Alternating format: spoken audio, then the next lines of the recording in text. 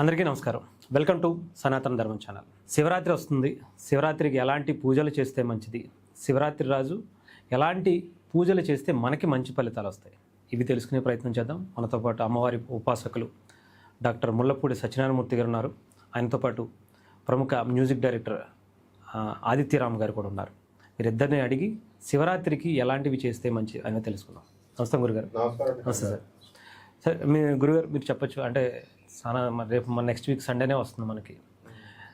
ఎలా చేస్తే బాగుంటుంది, ఏం చేస్తే బాగుంటుంది, ఎలాంటివి చేస్తే మనకి మంచి ఫలితాలు వస్తాయి శివరాత్రికి? మనం ఫలితాలు వస్తున్నాయని మనం చేయకూడదు. శివుడి మీద ప్రేమతో భక్తితో చేయాలి, అప్పుడు ఫలితాలు ఆటోమేటిక్గా వచ్చేస్తాయి. అయితే మనకి శివరాత్రి ప్రతి పండుగ పగలు జరుపుకుంటాము, ఈ పండుగ రాత్రి పండుగ, అందువల్లనే శివరాత్రి అంటాం. అలాగే ప్రతి నెల కూడా మాస శివరాత్రి వస్తుంది మనకి. అయితే మహాశివరాత్రి సంవత్సరంలో ఒకసారి వస్తుంది. అది ఫాల్గుణ మాసం బహుళపక్షం చతుర్దశి రోజున వస్తుంది. ఆ రోజున 12 గంటలకి అర్ధరాత్రి శివుడు లింగోద్భవ కాలం అంటాం. అప్పుడు శివుడు పుడతాడనమాట. ఆయన సాక్షాత్తు పరమేశ్వరుణ్ణి మనం అభిషేకం చేసుకుంటాం. అయితే ఈ అభిషేకం శివరాత్రిలో వేటిలతో చేయాలి అంటే కేవలం శుద్ధోదక జలంతో మాత్రమే చేయాలి. అంటే నీళ్లతో చేయాలి. ట్యాపుల్లో ఉన్న నీళ్లు పనికిరావు. బావుల్లో ఉన్నటువంటి నీళ్లు, భూగర్భంలో ఎవరో ముట్టుకోనటువంటి నీళ్లను తీస్తారు. కంచి పరమాచార్యులైనటువంటి జగద్గురులైనటువంటి చంద్రశేఖర సరస్వతి గారు ఆయన ఈ యొక్క భూగర్భం నుంచి తీసినటువంటి బావుల్లో నీళ్ల చేత అభిషేకం చేయించారు ఆయన ఉన్నంత కాలం కూడా. అలాగే ఇప్పుడు కొంతవరకు పంచామృతాలతో మనం చేస్తున్నాం. పంచామృతాలు అంటే ఆవు పాలు, ఆవు నెయ్యి, ఆవు పెరుగు, తర్వాత ఈ యొక్క పంచదార, తేనె. అది కాకుండా ఇంకా అడ్వాన్స్డ్ పంతులు గారు వచ్చేసారు.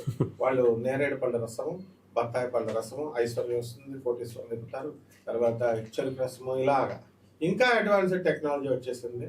ఇప్పుడు ఆవు మూత్రం అనేటటువంటిది దేంతో వాడతామంటే ఎవరైనా ఇంట్లో వాళ్ళు ఎవరైనా చనిపోతే అది పవిత్రం చేసుకోవడానికి, శుద్ధి చేయడానికి కోసం నీళ్లు వాడతాం.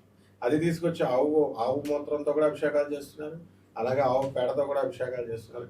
దీన్ని బట్టి అర్థమైంది ఏంటంటే ఈ ఆధునికతను చూసి మనం చాలా గర్వపడాలి. ఎందువల్ల ఎవరు దేంతో అయినా సరే చేసుకోవచ్చు. అన్నంతో చేస్తారు, తర్వాత భస్మాభిషేకం శవభస్మంతో ఉజ్జయినిలో చేస్తారు, మారేడు ఆకులతో చేస్తారు. అలాగే ఇది అది ఏం లేదు, మొత్తం పుష్పాలతో అన్నిటితో కూడా పుష్పాభిషేకం ఇవన్నీ కూడా ఉన్నాయన్నమాట. కాబట్టి ఈ శివరాత్రి పండుగ మహా ఉత్కృష్టమైనటువంటి పండుగ. బ్రహ్మదేవుడు యొక్క శిరస్సును ఖండించబడేసినటువంటి పండుగ ఇది.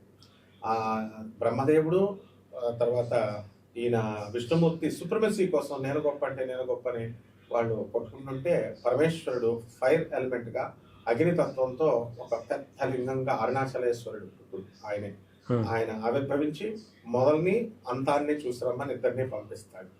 అయితే విష్ణువు సత్వగుణ సంపన్నుడు కాబట్టి నిజాయితీగా వచ్చి నేను చూడలేకపోయాను అని ఒప్పుకుంటాడు.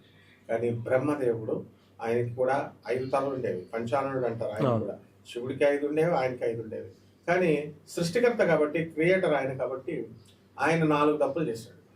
మొదటిది తన సృష్టించినటువంటి సరస్వతిని ఆయన వివాహం చేసుకునేటటువంటి పద్ధతి చేశాడు.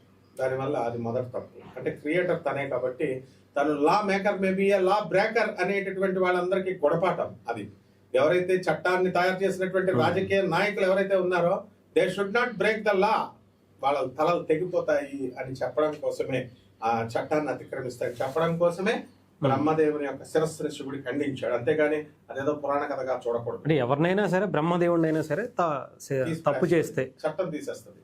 అది మొదటిది, చట్టమే శివుడు.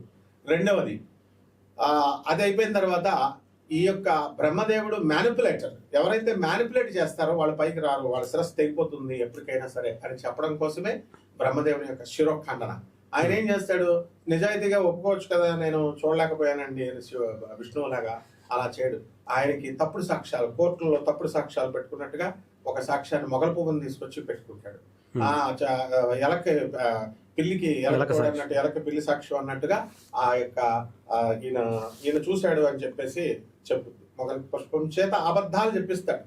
అలాగే కామధేనువు చేత చెప్పిస్తే ఈ కామధేనువు కూడా అవును చూశాడు అని తల ఊపి తన కాన్షియస్నెస్ అంతరాత్మ ఒప్పుకోలేదు పాపం కామధేనువు. అందుకే తోకతో అబద్ధం మీద అబద్ధమైన తోకను ఊపుద్ది. అందువలన పరమేశ్వరుడు ఏం చేశాడంటే మొగలి పువ్వు పూజకు పనికిరాదని ఆయన చెప్పి ఆమెకి పనిష్మెంట్ ఇచ్చి ఇక్కడ ఆవు ముఖం చూస్తే మహాపాపాలు అడ్డుకుంటాయి. చాలా మంది తెలియక వెళ్ళి ఆవుకి ముఖాలకు బొట్లు పెడతారు, ముఖాలను పూజ చేస్తారు. ముఖాలుగా చేయాల్సింది పృష్ఠభాగాన్ని చేయాలి. పృష్ఠభాగంలో మహాలక్ష్మి నివసిస్తూ ఉంటుంది. అందువలన మరి ఆవులో ముక్కోటి దేవతలు ఉంటాయని అన్నప్పుడు ఈ శాప కారణంగా ముఖంలో ఉన్నటువంటి దేవతలు పక్కకు తప్పుకున్నారు. అది శివరాత్రి రోజున జరిగింది. ఇది చెప్పట్లేదు ప్రవచన కాదు, ఇది చెప్పాలి. ఆవు ముఖంలో దేవతలు లేరు లేరు లేరు ఎందువలన అబద్ధం చెప్పిందని శపించారు. అది పూజకి అనర్హం అని చెప్పారు. అందువలన మొత్తం ఆవులో మొత్తం ముక్కోటి దేవతలు ఉంటారనేటటువంటిది ఈ శివరాత్రి తర్వాత నుంచి అమెండ్మెంట్ చేశాడు పరమేశ్వరుడు. ఇది మన ప్రవచనకారులు చెప్పాలి. నెక్స్ట్ రెండవది, ఈ యొక్క పరమేశ్వరుడు ఏం చేశాడు, ఇతన్ని ఆ అబద్ధాలు ఆడాడు కాబట్టి పృష్ఠభాగంలో ఈమెకి పూజనీయ భావాన్ని ఇచ్చాడు. ఇవన్నీ తప్పులు చేస్తున్నాడు వీడని చెప్పేసి లేపి పడేశాడు ఒక తలకాయని, బ్రహ్మని లేపి పడేసి నువ్వు కూడా పూజలకు పనికిరావు యూస్లెస్ ఫెలో అని చెప్పి బ్రహ్మదేవుడిని తీసి అవతల పడేశాడు. అందువల్లనే ఆ బ్రహ్మదేవుడికి పూజలు లేవు, గుడులు కూడా గుళ్ళు ఉండవు, ఏమి ఉండవు. ఇంకా అబద్ధాలు ఎవరైతే చేస్తారో, అబద్ధాలు చెప్తారో, మ్యానిపులేషన్స్ చేస్తారో బ్రహ్మకు పట్టిన గతే పడుతుందని చెప్పడం కోసం ఈ శివరాత్రి పండుగ. శివరాత్రి రోజున 4 జరుగుతాయి. ఒకటి, శివుడికి పార్వతికి కళ్యాణం జరిగింది. రెండవది హలాహలం జరిగినప్పుడు ఈ యొక్క క్షీరసాగర మదనం జరుగుతున్నప్పుడు వచ్చినటువంటి హలాహలాన్ని ఆయన తాగాడు. మూడవది, ఈ రోజునే పరమేశ్వరుడు ఏం చేశాడంటే ఆవిర్భవించినటువంటి ప్లేస్. ఈ రకంగా హలాహలము, ఆయన పుట్టినరోజు, ఇలా అనేకమైనటువంటి సందర్భాలున్నాయి. అలాగే పరమేశ్వరుడు భూమి మీద నడిచాడు. నమశివాయ శాంతాయ అనేటటువంటి పుస్తకంలో పరమేశ్వరుడు ఎద్దు మీద తిరుగుతూ మంగోలియన్ అమ్మాయి అయినటువంటి పార్వతిని, అలాగే జార్ఖండ్ అటువంటి ప్లేసుల్లో ఉన్నటువంటి ఉత్తరాఖండ్ ప్లేసుల్లో ఉన్నటువంటి మొత్తము పార్వతి, గంగా, మహాకాళి ముగ్గురిని కూడా చేసుకున్నాడు. పార్వతి మహాకాళి ఇద్దరు ఒకటి కాదని చెప్తారు అందులో నమశివాయ శాంతాలు. So it needs lot of discussion అన్నమాట. కాబట్టి ఈ విధంగా శివరాత్రి రోజున మంచిగా మనం ఏముంది, తెల్లవారుజాము నిద్రలేస్తాం, శివుడికి అభిషేకం చేస్తాం, అభిషేకం చేసి ఉపవాసం ఉంటాం, జాగరణ చేస్తాం. ఇవి చేస్తే సరిపోతుంది.